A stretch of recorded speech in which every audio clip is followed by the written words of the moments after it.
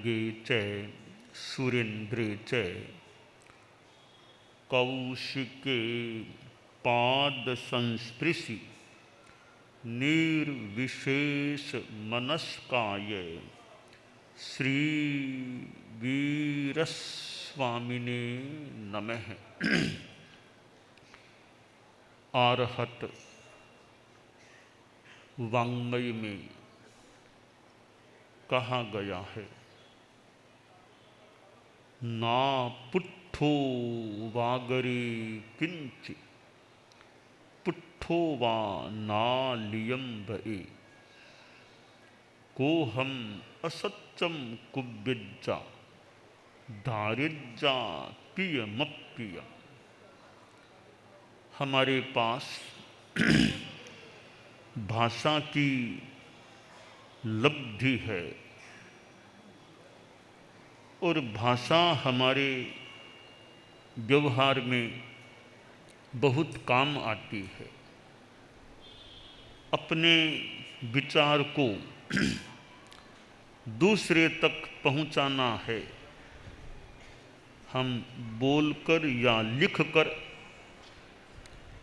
भाषा का उपयोग करते हैं और दूसरों तक अपने विचार पहुंचा देते हैं। मनुष्य की भाषा काफ़ी विकसित भाषा प्रतीत हो रही है और भाषाएं भी बहुत हैं। एक भारत देश में ही देखें, अंग्रेजी तो चलती है, हिंदी चलती है, कहीं महाराष्ट्र में मराठी, गुजरात में गुजराती, कहीं राजस्थानी, यूँ कहीं पंजाबी, कहीं कोई कन्नड़, उधर तेलुगु, तमिल, कितनी मलयालम, कितनी भाषाएं हैं। अर्थात मनुष्य जगत में भाषाओं का बहुत विकास। अन्य देशों में कहीं फ्रेंच है, कहीं कोई एक भाषाएं चलती हैं और कितने कितने शब्द हैं। एक एक भाषा में कितने कितने शब्द हैं, कितने पर्यायवाची शब्द भी होते हैं। तो मनुष्य की भाषा समृद्ध भाषा है, ऐसा लगता है। भाषा से हम बात प्रस्तुत करते हैं, बात कैसी प्रस्तुत करें और कब बोलें कब न बोलें, यह बहुत एक महत्वपूर्ण विषय है भाषा का, कि बोलूं या न बोलूं। कहीं न बोलना अच्छा होता है तो कहीं बोलना भी अच्छा होता है। मौन करना अच्छा है तो बोलना भी अच्छा हो सकता है, होता है। तो कहाँ बोलना और कहाँ नहीं बोलना, क्या बोलना और क्या नहीं बोलना, कब बोलना और कब नहीं बोलना, यह विवेक बहुत महत्वपूर्ण होता है। कहाँ बोलना, कहाँ नहीं बोलना, क्या बोलना, क्या नहीं बोलना, कब बोलना, कब नहीं बोलना। बोलना बड़ी बात नहीं है, मौन करना भी बड़ी बात नहीं है। बड़ी बात है बोलने और न बोलने में विवेक रखना, यह बड़ी बात हो। कोई बोल करके भी अच्छा साधक हो सकता है, कोई नहीं बोलता फिर भी उसमें साधना हो या न हो। कुछ देर मौन करने वाला मौन कर ले कि अभी बोलने का टाइम है, अभी मेरा मौन का टाइम है। यह विवेक महत्वपूर्ण है। और कितना बोलना, वाचालता करे वह ऐसे बढ़िया नहीं। मौखरियम लाघव करम मौन मुन्नति कारकम मुखरऊ नूपुरऊ पादि हारे है कंठे विराज या कंठे हारो विराजते। मुखरता, कवि ने एक उदाहरण दे दिया कि मुखरता बढ़िया नहीं, वो हल छोटा बनाने वाली है, तो मौन ऊंचा उठाने वाला। कैसे कि नूपुर पैरों में पहने जाते हैं और हार गले में धारण किया जाता है। क्यों? कि नूपुर आवाज करता है इसलिए पैरों में, हार चुप रहता है इसलिए गले में। यह बहुत स्थूल उदाहरण है। बोलना एक कला बन जाए। कला कैसे बने? कला बनाना है बोलने को तो पहला सूत्र है मित भाषिता। कम बोलो, अनावश्यक मत बोलो। एक बात को संक्षेप में कहा जा सकता है, ज़्यादा लंबा हम क्यों करें?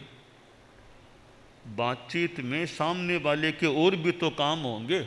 हम संक्षेप में अपनी बात कह सकते हैं, तो बड़ी बहुत लंबी लंबी क्यों करें बात को? एक जगह संस्कृत में आया है, गरौ गिरह पल्लव नार्थ लाघवे मितम च सारम च बचो ही वाग्मिता। कि वाणी के दो विष यानी दोष होते हैं। दोष कौन से हैं? पहला है बात को लंबा कर देना। एक बात बहुत बड़ा लंबा लंबा कर दिया, टाइम बहुत लगा लेता है आदमी। बात को फालतू लंबा करना दोष है वाणी का। लंबा किया सो तो किया, सार कुछ है ही नहीं बात में, वो दूसरा दोष है। बिना सार की बात करना। गुण क्या है कि लंबा करने की जगह मित सीमित बोलना और सारपूर्ण बोलना, टू द पॉइंट, सारपूर्ण बोलना। ये दोनों वाणी के गुण हो जाते हैं। तो मित भाषिता, प्रमित भाषिता, वाणी सीमित बोलना। जरूरत है तो बोल गए, वरना मौन बैठे हैं।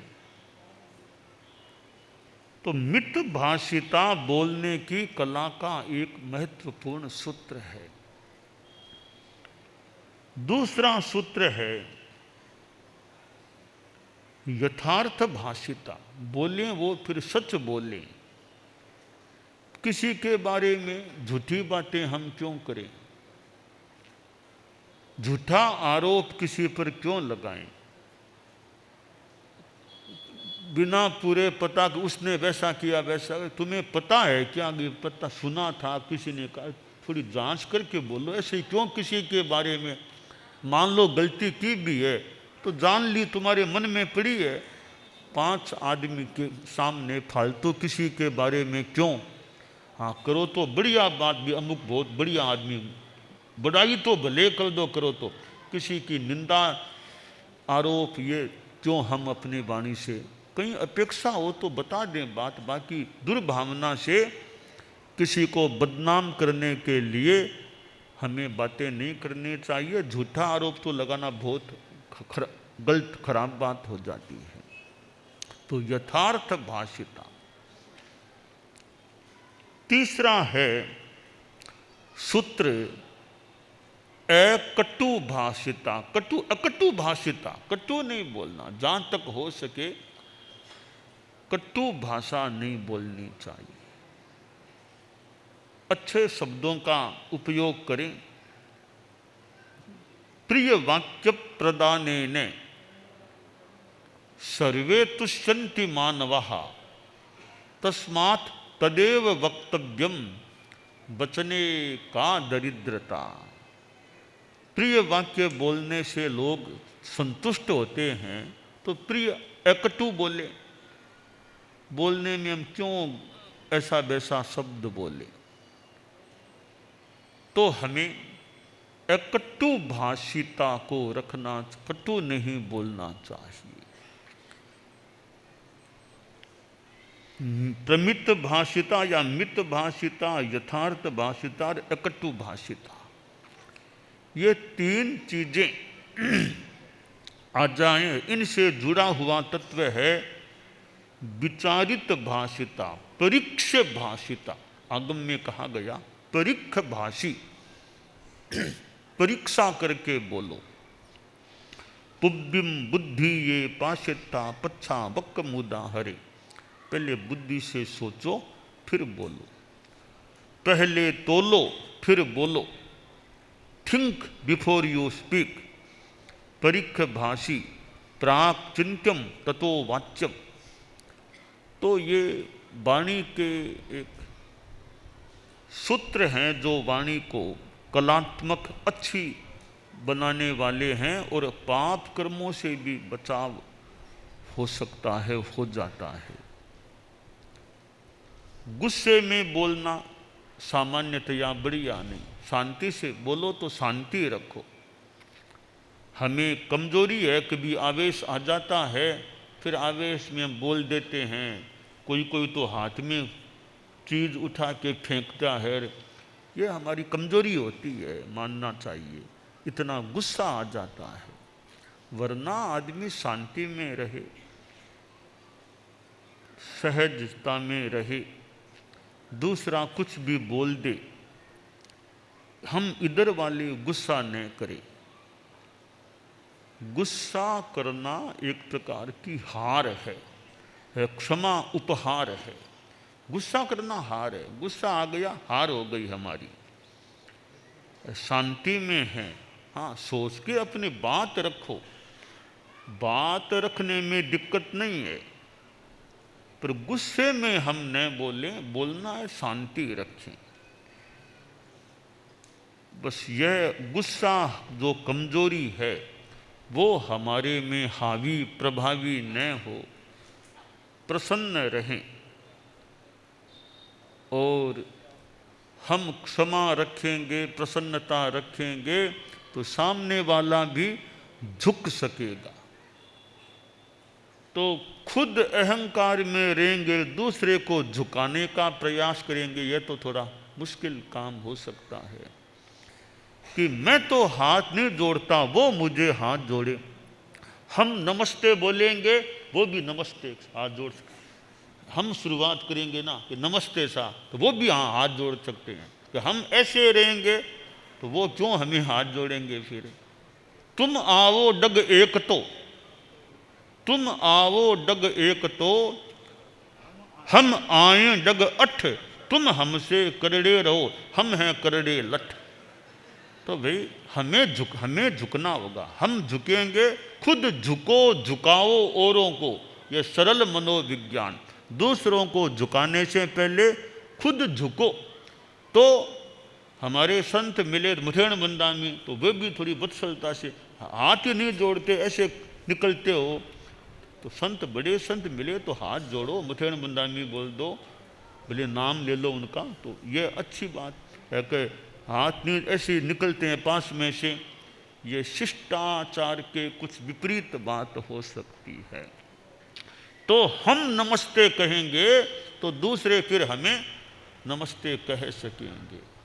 किसी से मिलो, हम थोड़े प्रसन्नता से मिलेंगे तो वो भी फिर प्रसन्नता का नम्रता वापस दे पाएंगे। हम थोड़े तेजी में चेहरा रखेंगे, वो भी फिर क्यों नम्रता दिखाएंगे। तो नम्रता तो फिर वत्सलता। हम बड़ों के प्रति नम्रता करें तो बड़े हमारे प्रति वत्सलता कर सकेंगे, दे सकेंगे। इसलिए दुनिया में मैं बड़ा, अरे मैं बड़ा नहीं, बड़ा कब बनोगे? पहले नम्रता रखोगे तो बड़े बनोगे। तो नम्रता नहीं, मैं इतना बड़ा, तो दुनिया में बड़ा कौन है? हम अहंकार भले के मैं इतना बड़ा, तो बड़ा बनना भी बड़ा बनता है, खाने वाला बड़ा पहले कितनी प्रक्रिया से गुजरता है, कहाँ तेल में तपना करना, करते करते फिर बड़ा बनता है। तो बड़ा आदमी बनना आसान काम नहीं है। बड़ा बनने जो बनता है पहले वो कितना तपता होगा, कितना झुकता होगा, कितना श्रम करता होगा, साधना करता होगा, तब जाकर कहीं कोई बड़ा बनता है। आचार्य श्री तुलसी करीब 22 वर्ष के थे तब हमारे धर्म संघ के अनुशास्ता आचार्य बन गए थे। यूँ तो बहुत छोटे थे उम्र में, परंतु उनमें कोई अर्हता, कोई तपस्या, कोई साधना, कोई पुण्यवत्ता जरूर रही होगी, तब वे इतनी छोटी उम्र में बड़े बन गए। पर बड़े बन गए, पर बड़े संतों से खमत कामना और करते तो वंदना की मुद्रा में विराजते। कितने बड़े संत उस समय में थे, तो उनको बैठे रहो, वंदना करो, वंदना करो, तो इतनी देर बैठे रहना भी मुश्किल, कहीं इतनी देर वंदना की मुद्रा में बैठे रहो। संत वो आए उनको वंदना करो। बड़े संतों को मुझे याद है, नथमल जी स्वामी बागोर गुरुदेव तुलसी से बड़े थे। वे सुजानगढ़ में अंतिम वर्षों में वो रहे थे, तो गुरुदेव तुलसी सुजानगढ़ पधारते, वो कई बार सामने पधारते, रोड पर पधार जाते, तो गुरुदेव रोड पर भी नीचे विराज करके लुंकार पर उनको वंदना करते थे। कभी ठिकाने के गेट के पास कभी भी पधारे थे।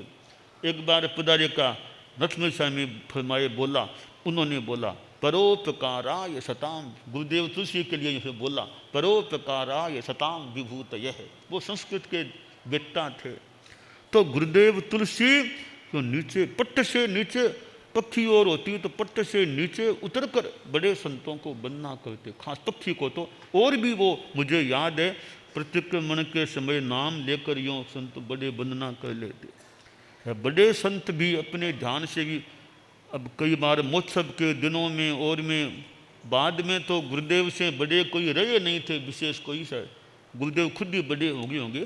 तो पहले तो उनसे बड़े साधु संत लोग थे, इधर अनुशास्ता थे, आचार्य थे।